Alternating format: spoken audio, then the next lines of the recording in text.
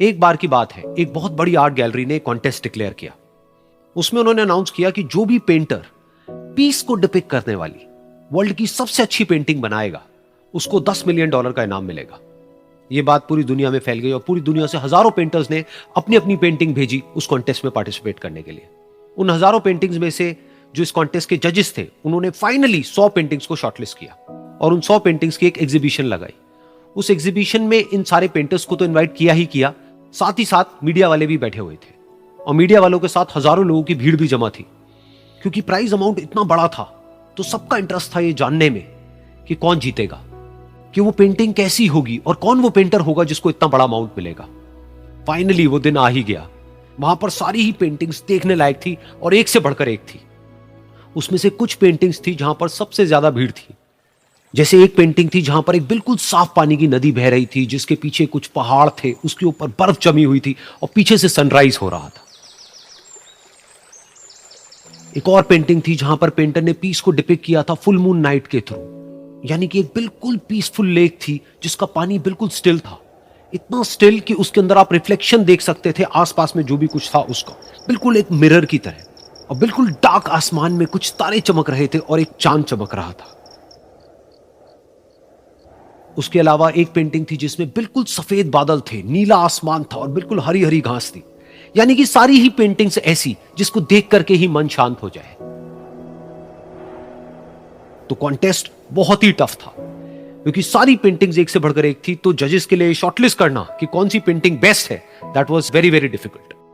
लेकिन वो मोमेंट आ ही गया जब जजेस ने अपना माइंड मेकअप कर लिया और एक पेंटिंग को इन सारी पेंटिंग्स में से सिलेक्ट कर लिया और उस पेंटिंग को एक बड़े से कर्टेन के पीछे रख दिया।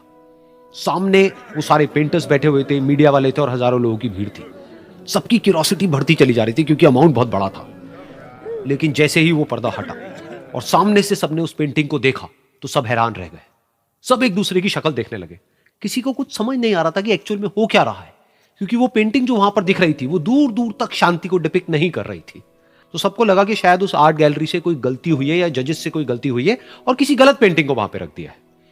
तो कुछ पेंटर्स एक साथ गए, जाकर के उस आर्ट गैलरी के ओनर से मिले और जाकर के उससे पूछा कि क्या ये कोई गलती है, गलती से कहीं कोई गलत पेंटिंग तो आपने वहां पे नहीं रख दी है। तो आर्ट गैलरी वाला थोड़ा सा मुस्कुराया और बोला, नहीं, ये पेंटिंग बिल्कुल ठीक है। जजेस ने इसी पेंटिंग को सिलेक्ट किया है और यही पेंटिंग आज की विनर है। सारे पेंटर्स ये जवाब सुन करके गुस्से से भर गए और सबने मिल करके रिवोल्ट कर दिया। और ये देख करके सारे मीडिया वाले अपनी अपनी जगह से खड़े हुए और भागते हुए गए उस आर्ट गैलरी के ओनर के पास में और अपने अपने माइक्स उनके मुंह के आगे कर दिए। तो अगेन वो आर्ट गैलरी का जो ओनर था वो हल्का सा मुस्कुराया और उसने कहा कि मुझे कुछ बोलने से पहले एक बार इस पेंटिंग को आप लोग ध्यान से देखिए, थोड़ा पास से देखिए, शायद आपको कुछ ऐसा नजर आए जो दूर से नजर नहीं आ रहा है। क्योंकि आप सबने एक चीज तो देख ली कि इस पेंटिंग में आंधी है, तूफान है, चारों तरफ सब कुछ तहस नहस हो रहा है, आसमान में बिजली कड़क रही है, काले बादल हैं, ये सब तो आपने देख लिया। लेकिन एक चीज नहीं देखी कि इस पेंटिंग में एक घर भी है। उस घर में एक छोटी सी खिड़की है जहां पर एक आदमी खड़ा हुआ है। ध्यान से जाकर के देखिए, वो जो आदमी खड़ा हुआ है और बाहर देख रहा है उस घर से, उसके चेहरे पर कोई डर नहीं है, बल्कि एक हल्की सी मुस्कान है, एक ठहराव है, एक सुकून है। और यही है शांति का असली मतलब।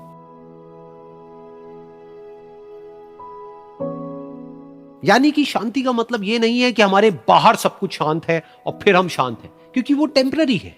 असली शांति का मतलब यह है कि हमारे बाहर चाहे जो कुछ भी हो रहा हो, हम अंदर से पूरी तरह से शांत हैं, हमारा मन शांत है। क्योंकि जिसका मन शांत नहीं है, उसको चाहे आप कितनी भी सुंदर से सुंदर जगह पर ले जाकर के बिठा दो, वो वहां पर भी जाकर के दुखी ही रहेगा।